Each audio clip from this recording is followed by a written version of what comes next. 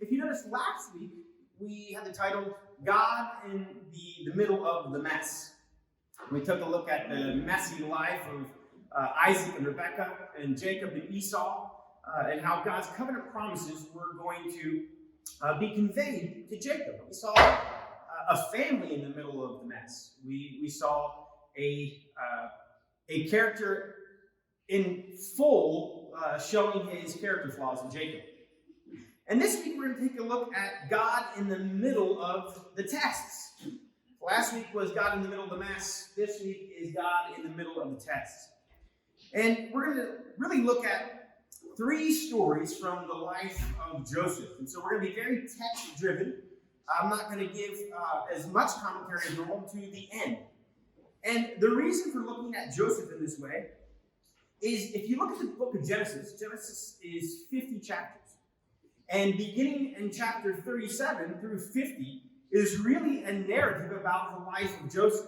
If you look at how much of Genesis is taken up by the story set of Joseph, it's almost 25%. We have more on Joseph than we actually have of Abram. And so one of the things that we want to be asking ourselves, we know that the book of Genesis doesn't cover the life of Joseph because Joseph is the most important person. But what we can say is God is teaching us some very specific and important lessons through the life of Joseph. And this is the reason it takes up so much of Genesis. So this morning, what we want to do is really look at God in the middle of the trials. And we want to ask our question, what is God trying to teach his people past tense, meaning Abram's family, specifically Isaac, Jacob, Esau. We're looking at Joseph. We're looking at that family, but we're also looking at what is God revealing to us, his new covenant family. There's truths that we need to be able to distinguish from their stories to help us with understanding God and his character and how he works. And so we're going to look at 3 stories. And we're going to see, first of all, we're going to see the story of Joseph being sold into slavery. Joseph in the pit. Then we're going to look at Joseph in Potiphar's house and in prison. This is a story how Joseph rises to the place of kind of the manager of Potiphar's house and then is put in prison, falsely accused. And then lastly, we're going to take a quick look at Joseph in power, of how God is going to bring Joseph out of prison and into a position of power. Now, before we begin, I just thought it would be helpful, because what we've been doing, if you've noticed each week, is I'm tracking the covenant promise to the next generation. Genesis is full of amazing stories and truths. But to follow the covenant promise, what I'm simply doing is tracking how the covenant moves to each new generation. If Des will bring up that slide. To kind of give you a quick overview, if you're visual, to show you where we came from. You saw Abram and Sarah, or Sarai, who become Abraham and Sarah. And we see that they had Isaac. Isaac marries Rebekah, and they have 2 sons, Esau and Jacob. And then this morning, we kind of pick up in the middle of the story of Jacob. Jacob's going to marry Leah. He also marries Rachel. And then they have Bilhah and Zilpah, which were the handmaidens. They were basically the servants of these women. And Jacob is going to have children by each. And this is going to form the 12 tribes of Israel. Specifically, when we look at the life of Jacob, we're going to be focusing in on Joseph. And so specifically, we're looking here, we're tracking these lines. We have Jacob and Esau, the 2 brothers. We see Jacob is going to marry Leah, Rachel. He also has children by Bilhah and Zilpah. And we're looking at specifically here. We're going to look at the story of Joseph. And he is the son born to, Rachel, who is the wife that Jacob loves. Now, let's jump into the text. And let me just remind you, we're missing a lot from Jacob's life. Jacob's going to marry Rachel and Leah. He's going to be reconciled to his brother Esau. He has children with these 4 women who become the 12 tribes of Israel. He's going to wrestle an angel where his faith is going to grow, but his hip socket is going to be touched. He's going to be a cripple the rest of his life physically, but he's going to be growing in his faith and trust in God from that interaction. We're going to see that his name is changed to Israel because he wrestled with God. And then we're going to see, that he has this favorite son. Remember, we saw this in the previous generation, a favorite son with Jacob and Esau. And we're going to see that Jacob has a favorite son. It's the son of his favorite wife, the wife that he prefers. And he gives him a coat of many colors, which you know the story. So let's pick up, because this is going to cause some problems. Genesis 37. Let's begin reading. They saw him from afar. And before he came to just a note, Joseph is being sent to go check on his brothers. And his brothers, this is speaking about his brothers, they see him coming from afar. And it's probably either because his coat or because of the way he walks. They see him walking towards them off in the distance. Verse 18, they saw him from afar. And before he came near to them, they conspired against him to kill him. They said to one another, "Here comes this dreamer. Come now, let us kill him and throw him into one of the pits. Then we will say that a fierce animal has devoured him, and we will see what will become of his dreams." By the way, his dreams, remember referencing, Jacob has these dreams where basically the sun and the moon and the stars bow down to him. As he tells his brothers and he tells his family, they're not so happy. Obviously the question is, what does this dream mean? And is the sun and the moon his parents, and the stars his brothers? It seems like Jacob has these dreams that he is going to be at a place of prominence, of others bowing and submitting to him. It says, but when Reuben, who was the oldest, by the way, heard it, he rescued him out of their hands, saying, "Let us not take his life." And Reuben said to them, "Shed no blood. Throw him into this pit here in the wilderness, but do not lay a hand on him." And he said this that he might rescue him out of their hand and restore him to his father. So when Joseph came to his brothers, they stripped him of his robe, the robe of many colors. This is that special coat that he's given. It was something of significance. We don't know exactly what this coat of many colors was. We know that to have color or dyed clothes of multicolor would have been very rare. So to wear this was a sign, was a symbol that Joseph was special, and that his father favored him. So when Joseph came to his brothers, they stripped him of his robe, the coat of many colors. They took him and threw him into a pit. The pit was empty. There was no water in it. Verse 25. Then they sat down to eat. And looking up, they saw a caravan of Ishmaelites coming from Gilead with their camels bearing gum and balm and myrrh. These are things that they would have been trading on their way to carry it down to Egypt. Then Judah said to his brothers, "What profit is it if we kill our brother and conceal his blood? Come, let us sell him to the Ishmaelites, and let not our hand be upon him, for he is our brother, our own flesh." And his brothers listened to him. Then Midianite traders passed by. And they drew Joseph up, and they lifted him out of the pit, and they sold him to the Ishmaelites for 20 shekels of silver. They took Joseph to Egypt. Verse 29 is the end of the account. When Reuben returned to the pit and saw that Joseph was not in the pit, he tore his clothes and returned to his brothers and said, "The boy is gone, and where shall I go?" Then they took Joseph's robe and slaughtered a goat and dipped the robe in the blood. And they sent the robe of many colors and brought it to their father and said, "This we have found. Please identify whether it is your son's robe or not." And he identified it. And it said, "It's my son's robe. The fierce animals have devoured it.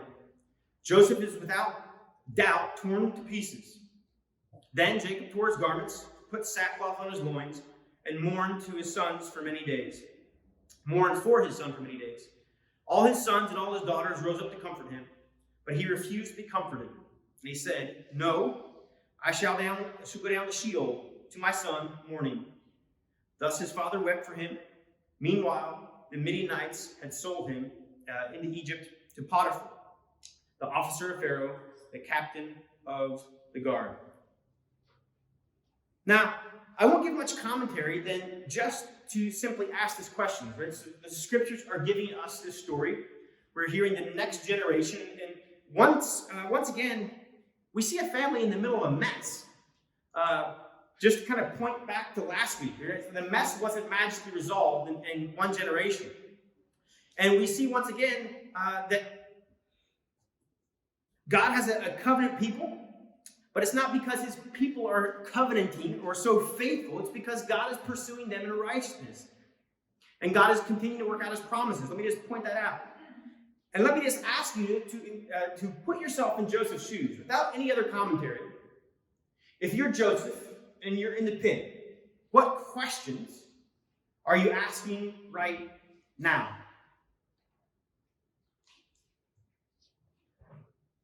One of the first questions I might ask is, why? Right? Why is this happening to me? Another question I might ask is, well, where is God? You got to keep in mind, Joseph, we don't know how old he is. He's probably a teenager. It could be between 15 to 17 or so. We would guess. I don't know your maturity level at that age, but here's one thing I will tell you. Is at that age, I was still working out my maturity in all of life, not just alone my faith. And so, and keep in mind that Joseph doesn't have these scriptures in front of him explaining all the theology of God. He has literally just promises that are passed down from his forefathers. And so he knows he's walking out in a covenant family, a family that has a unique relationship to God. But Joseph is figuring out God for himself. My first question is, who is his God? Where is God? Another question I might ask is, where is God's power? Joseph would have probably heard that God had appeared to Abram. He probably would have heard of God's provision. His dad probably told him about the night that he wrestled an angel where God was with him face to face. And so he has stories, but one of the question is, well, where is God's power in this story? He just suffered a pretty terrible tragedy. 11 brothers conspire to throw him in a pit and sell him to slavery? I don't know how long Joseph was in the pit, but I just wonder, what was he thinking during that time? And so I don't want to answer those. I simply want to set those out because I want those to be on your mind. I want you to be thinking of those because I think those would be the very same questions Joseph is asking. Remember, these people are actually living out the narrative. We look back and we have all the end. We have it nicely tied up. I can show you all the lessons. But Joseph is living this. And so let's go to Genesis 39 and pick up, because here's the next part of the story. We see first that Joseph was sold into prison, and now we're going to see a next story set. The scriptures are going to introduce, and this is going to be Potiphar's house. And notice how chapter 29 ended. It very specifically says he was sold into Egypt to Potiphar, an officer of the Pharaoh, the captain of the guard. It's very specific in just letting us know kind of what is next for Joseph and what God might be doing and how God is watching over Joseph. In verse 1 it says this, "Now Joseph had been brought down to Egypt, and Potiphar, an officer of Pharaoh, the captain of the guard, an Egyptian, bought him from the Ishmaelites who had brought him down there. The Lord was with Joseph, and he became a successful man, and he was in the house of his Egyptian master. His master saw that the Lord was with him, and that the Lord caused all that he did to succeed in his hands. So Joseph found favor in his sight, and he attended him, and he made him overseer of his house, and he put him in charge of all that he had. From the time that he made him overseer in his house, and over all that he had, the Lord blessed the Egyptian's house for Joseph's sake. The blessing of the Lord was on all that he had, in his house and in his fields.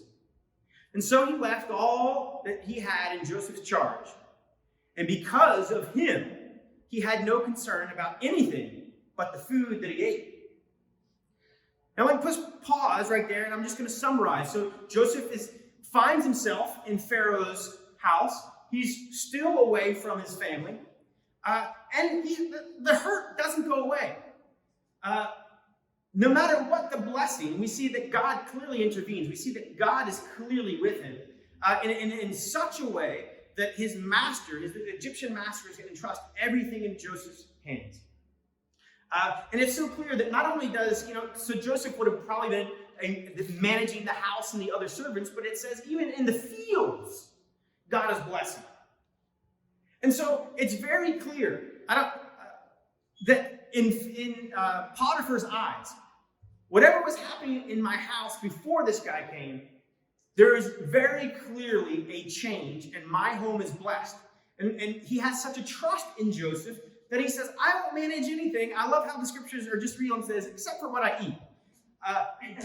Everybody loves to eat. The only thing he concerned himself with is what he ate. Everything else he left to Joseph. Now, let me just fill in the blank before we go back to scriptures. Now, you know the story. It says Joseph was a handsome guy. And very quickly, Potiphar's wife is going to notice Joseph. And she's going to notice that Joseph is somebody that not only in appearance was attractive, but when you see somebody who is skilled and capable and a leader, Joseph comes into this Potiphar's house, and he just begins to display an ability to lead other people and to make wise decisions. And obviously, her desire is for him. Several times she's trying to get Joseph to lie with her. And the interesting aspect is that Joseph actually connects this with sinning against God. And so Joseph is going to show integrity. And he says, no, I can't do this and sin against God. She's relentless. The account actually says, and day by day. And so Joseph is walking kind of around landmines. And he's going to basically show his integrity, and he's going to show his respect for his master. One of the things he says, how can I do this against God, and how can I do this against my master? So Joseph really has amazing character. Now let's fast forward to the end of the story. In verse 19. Joseph is going to walk in the house one day. The wife of Potiphar is going to try to grab him, literally, physically. And Joseph runs away. And for the second time, what ends up? For the first time they took Joseph's clothes, and they used his clothes to present to his father and said, Joseph is dead. It's interesting in this story, once again, Potiphar's wife is going to take Joseph's cloak. She's going to show it to her husband and say, that Hebrew who you brought in here, he tried to lay with me by force. So she tells a lie. And here's what happens. Verse 19, as soon as his master heard the words that his wife spoke to him, this is the way your servant treated me, his anger was kindled. And Joseph's master took him and put him in prison, in the place where the king's prisoners were confined. And he was there in prison. Verse 21, but the Lord was with Joseph and showed him steadfast love and gave him favor in the sight of the keeper of the prison. And the keeper of the prison put Joseph in charge of all the prisoners who were in the prison. Whatever was done there, he was the one who did it. The keeper of the prison paid no attention to anything that was in Joseph's charge because the Lord was with him. And whatever he did, the Lord made it succeed. Now, let me just pause again, because now it's told us. So Scripture tells us the second story. And I simply want to point out, in this story, how interesting that something that we would normally think would lead to blessing leads to Joseph going to prison, and that's his integrity. Joseph, because of his integrity, does not lie down or sleep with his master's wife. He says it would be a sin against God and his master. And as a result of his integrity, he eventually is accused by his master's wife of trying to rape her. And he goes to prison. So let me just say, the story goes from bad to worse for Joseph, right? And we do see God's hand of blessing, but first he's sold into slavery by 11 brothers who equally go into a plan of secrecy to lie to their dad and keep a lifelong secret. And now he's thrown into jail. Now, like I said, we will get to the end. We will explore a little more of this. I simply want to leave it here. Those questions for Joseph of where is God and why is this happening are still, in a sense, unresolved. Let's pick up at Genesis 41. And this is the last section we're going to read together. And we're going to kind of just look at these three stories together. In 41, we're going to see Joseph move from the prison to kind of the peak, to the mountaintop. But before we get there, let me just tell you a quick, fill in some of the blanks. Joseph in prison, you see that everything's going to be entrusted into his hands. But we also see that he's going to interpret some dreams. One day, as Joseph's in prison, there's the head cupbearer, right? The cupbearer is the person who would taste the food of the Pharaoh, so that anything that was on his plate, whether food or drink, he would sample it first to make sure it wasn't poison. We see the cupbearer and the baker are both thrown in jail. We don't know the reasons. They for some reason, they dissatisfied the Pharaoh. They both arrive. Joseph is kind of in charge of the prison inmates. And one day they both have dreams. And Joseph says, listen, I can't interpret dreams, but God can. So we constantly see Joseph is still working out his faith. He still believes in God. He says, God can interpret these dreams. They tell him dreams, and Joseph interprets them both correctly. The first, it says to the cupbearer, in 3 days, Pharaoh's going to call you, and you're going to be restored. To the baker, he tells some difficult news. He says, in 3 days, you're going to be called to the Pharaoh, and you're going to be hanged. Now, Joseph says one thing. He says, don't forget me. Don't forget me when you're in front of the Pharaoh. And we're going to see that for 2 years, Joseph is completely forgotten. And the story picks up in verse 40. And it's, verse 37. Pharaoh's going to have a dream. And the cupbearer is going to remember that Joseph answered his dream. And he's going to bring Joseph to the Pharaoh. And it says in verse 37, we're picking up kind of halfway through the story. Joseph interprets the Pharaoh's dream. Remember, 7 years of famine, 7 years of plenty, 7 years of famine. We have the fat cows and the skinny cows. We have the fat head of grain, we got the skinny head of grain, right? And in Pharaoh's dream, the fat cows are eaten by the skinny cows.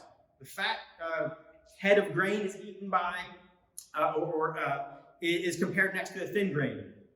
Verse 37. Joseph is going to come and interpret the dream. It says, this proposal pleased Pharaoh and all the servants. And Pharaoh said to his servants, can we find a man like this, in whom is the Spirit of God? Then Pharaoh said to Joseph, since God has shown you all this, there is no one so discerning and as wise as you are. You shall be over my house, and all my people shall order themselves as you command. Only as regards the throne will I be greater than you. And Pharaoh said to Joseph, see, I have set you over all the land. Then Pharaoh took his signet ring from his hand, and he put it on Joseph's hand. And he clothed him in garments of fine linen, and he put a gold chain on his neck. And he made him ride in a second chariot. And they called out before him, bow the knee. Thus he set over them in all the land of Egypt. Moreover, Pharaoh said to Joseph, I am Pharaoh, and without your consent, no one shall lift up a hand or a foot in all the land of Egypt. And Pharaoh called Joseph's name, this is a tongue twister, Zaphnath-Phaneah. And he gave him in marriage Asenath, the daughter of Potiphar, priest of On. So Joseph went out over all of the land of Egypt. I'll skip down to verse 53. The 7 years of plenty that occurred in the land of Egypt came to an end, and the 7 years of famine began to come, as Joseph had said. There was famine in all the lands, but in the land of Egypt there was bread. When all the land of Egypt was famished, the people cried to Pharaoh for bread. Pharaoh said to the Egyptians, go to Joseph and do what he says. So when the famine had spread over all the land, Joseph opened the storehouses and sold to the Egyptians. For the famine was severe in the land of Egypt. Moreover, all of the earth came to Egypt to Joseph to buy grain, because the famine was severe in all the earth. Now, I simply want to end with just one big truth. The scriptures have given us this Joseph narrative. Genesis 37 to 50 are going to cover Joseph's story. And you've noticed there's still one story we didn't get to, which is Joseph and his brothers. We'll take a look at that next week. But when we look at the story of Joseph, what is God trying to say? I just gave you 3 stories. The story of Joseph being sold in the prison, the story of Joseph going to Potiphar's house, the story of Joseph going to the pit and being sold to slavery, the story of Potiphar's house in prison, and this last story of Joseph interpreting dreams and God giving Joseph a position of power in all of Egypt. So what is God trying to say in this? And I would say it really is 2 words. Present versus prevent. If you're thinking of this story, I would say here is the major truth that God is showing. Present versus prevent. And here's what I mean by that. So God shows us his love and faithfulness by choosing to be present with us in our trials, not by preventing them. If there is a significant truth we need to hold on to from Joseph's story, is this. You hear it again. God shows us his love and faithfulness by choosing to be present with us in our trials, not by preventing them.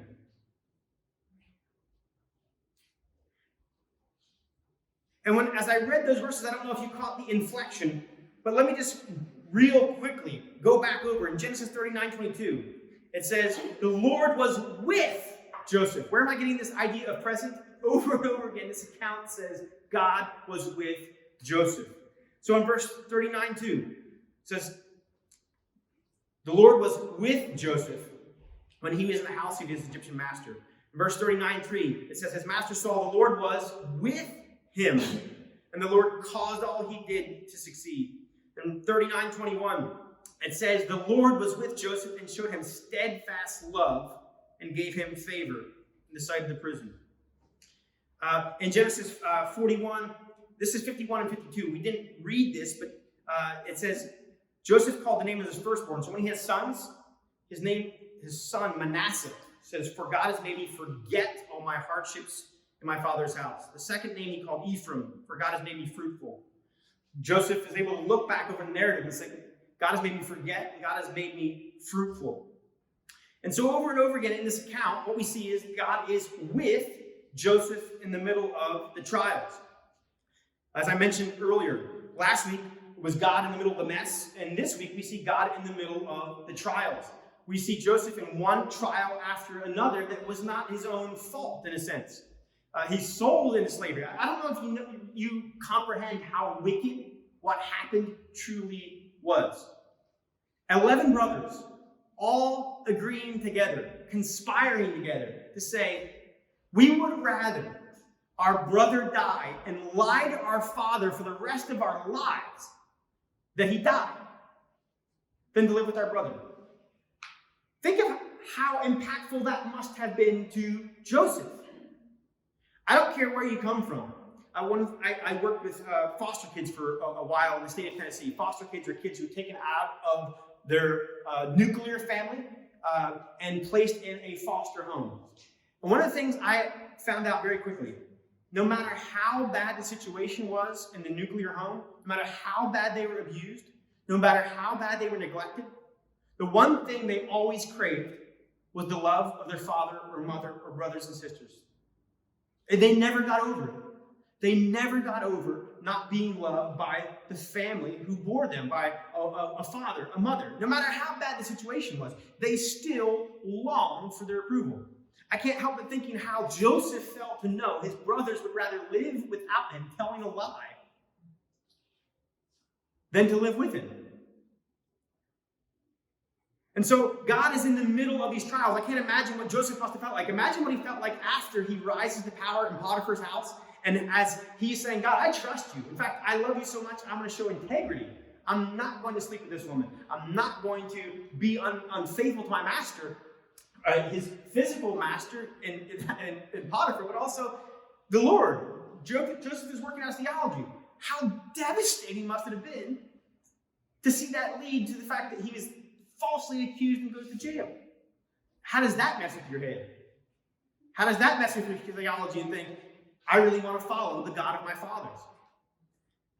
And then we're going to see Joseph basically in jail for 2 years, wasting away. And he thinks, God, I'm not giving up on you. In fact, when two men say, I've had a dream, I brag on you and I say, I can't interpret dreams, but God can. And God, you gave me the ability to interpret dreams. And how does God reward that? For 2 years. How does somebody forget? How does someone forget? This Jewish guy who's in the head of the prison actually told me my dream. He didn't only tell me mine, but he told it for the baker, and the baker died too. He was 2 for 2. He told us exactly what would happen. I mean, who wouldn't want to predict something that good happened, right? Oh, you'll be restored. But Joseph also predicted or said, you're going to die. Who wants to give that kind of message? But Joseph did because he was confident in God. And so again and again, what we see is that God is in the middle of Joseph's trials. He's present with him. He refuses to prevent. So let me just give 5 learning lessons from this morning, and we'll wrap up. So what does these 3 stories do? Number 1, it keeps us from a wrong theology. And what theology is that? It's from an immature or an underdeveloped theology that believes that God, a God who is loving, always prevents suffering and instead takes us to a place of blessing. Notice I said always, right? Keyword always. All of us have known there's times where God has blessed where we didn't deserve. All of us have known there's times of trials where God has prevented suffering, something bad. I'll never forget, actually, I'll give you if this wasn't a trial, I was in Africa, and in Africa we had these huge 55-gallon or drums, metal. It was the old shipping containers. My parents moved places, they packed their things in these huge metal drums, and that's what was your moving containers. My dad and I were moving one of those when we moved in, and we had to move them into the generator room. And we lived in Africa, a lot of snakes, a lot of poisonous stuff. Well, one day when I was in the generator room, we were moving one of these massive barrels. And when I moved it, for the first time, I actually realized there was a cobra underneath that was dead. He was now dead and dry. But when I looked at it, we had somehow, when you move these barrels, you don't carry them. You kind of roll them like this. And when my dad and I must have moved it in, who knows how many months before, we moved it right on top of a cobra. His face would have been right at our feet. We severed him in half by the weight of the drum. And it's one of those little things. Who knows how many things God prevents? We don't know how many things God prevents. What we do know is when he doesn't prevent. And what I want to tell you is God does not always prevent bad things from happening. So we have to have a theology that understands God's goodness and his love is not shown by always keeping us in a place of blessing. We're living that truth right now as we sit this morning, right? Number 2, maturity is not microwaved. Thank you for the confirmation. Joseph's journey at this point in time is about between 12 and 15 years. We don't know. So we don't know Joseph's age. But he's between 15 and 17, we think. Specifically in a text that says he's 30 when he comes to power in Egypt. 12 or 15 years, folks? 12 or 15 years of going through this difficulty?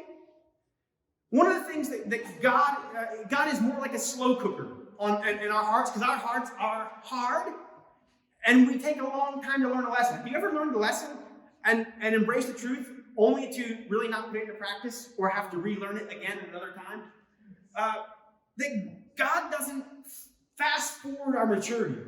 It takes a long time to play out. By the way, when we look up next week, when Joseph's brothers finally come, it's another 9 years. So understanding Joseph's journey, our maturity of faith, maturity is not microwave. God simply doesn't give us instant results in our growth journey. Is that we have to go through and experience it. How much better is a faith that is experienced than simply a faith that we read about? And Joseph did experience it. Number 3, Joseph's story is an encouragement and example.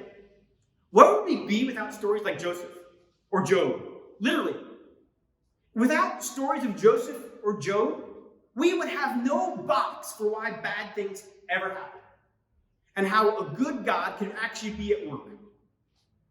So Joseph is an encouragement, not because we glory in somebody else having adversity. One of the things, and it seems odd, being a pastor, when I hear how difficult other pastors' journeys have been and how they have struggled with church plants, I'm actually encouraged by their stories of hardship.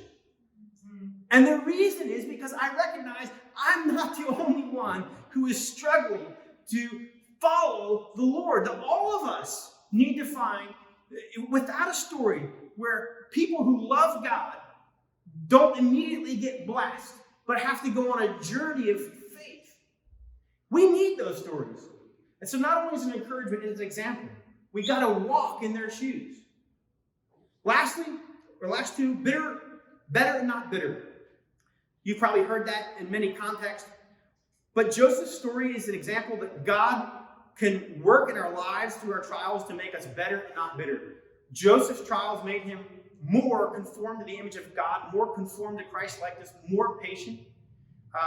And in fact, can you think of a better person to be in charge of a worldwide crisis where people who are desperately in need of food and would be at death's door if they didn't receive food from Egypt? Who would be a better person than a guy who was sold by his own family into prison, accused by Potiphar's wife of trying to rape her, and forgotten in prison? I can't think of a better guy, a more compassionate guy, or a person who would have a better understanding of how to identify with people in a struggle than Joseph. And number 5, it points us straight to the gospel. Joseph's story is a shadow of the reality that a man chosen by God to suffer can be used to accomplish his purposes of salvation. Joseph is going to precede his whole family to Egypt, but he also is going to save not just Egyptians. It says people from all over the world at that point in time. Egypt was a world power, and Joseph is now number 2, and he's the one in charge of basically one of the world's great crises of the day. And Joseph has the wisdom given to him by God to set aside crops and grain for 7 years, so that in the 7 years of famine, he's able to provide for people so that they would live and not die. Joseph points us to the gospel of Jesus, where God is going to choose another man to suffer so that others would be saved. So without stories like this, we would not understand how salvation and suffering can go hand in hand, and God still be good. So here's my invitation. This morning, I want you to embrace what I would call a pit theology, instead of only a peak theology. In your maturity process, God has come to you, and you are growing, and here's what you need to have. We all know the theology of being on the mountaintop. And God is good, and God is blessing. We've clearly seen his hand.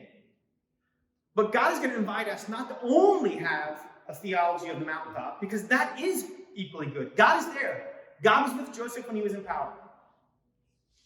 But how beautiful is the fact that before we saw Joseph at the peak, we saw Joseph in the pit, we saw Joseph in Potiphar's house, we saw Joseph in prison, we saw Joseph forgotten. And it's the same God. The same exact God and the same exact covenant promises. Actually, God didn't change and his promises didn't change. It's the circumstances that changed. And so here's what this story invites us. God says you got to have a theology of the pit, and you got to have a theology of the pinnacle. And you got to have them both. Otherwise, you'll have an underdeveloped and improper theology. Let me close in prayer, and we have a song just to remind us of that God is with us, not just in the valleys, not just in the pits, but he's with us on the mountaintops, and he walks with us through it all. Let me close in prayer.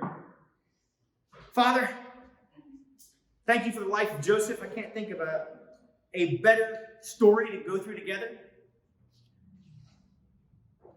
than recognizing that in the middle of our search for a location, something that is not a trial, but more of an imitation of faith, that you're in the middle of it, that you are choosing to go with us instead of preventing us from being, in a sense, without a location. Thank you that in a far more important way, in Joseph's trials, you're with him every step of the way.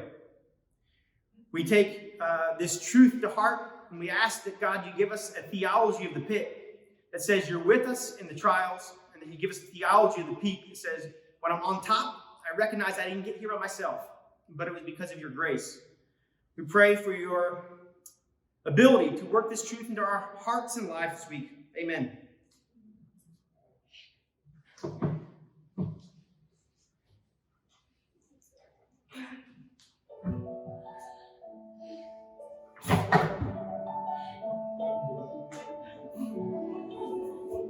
Working things out, folks.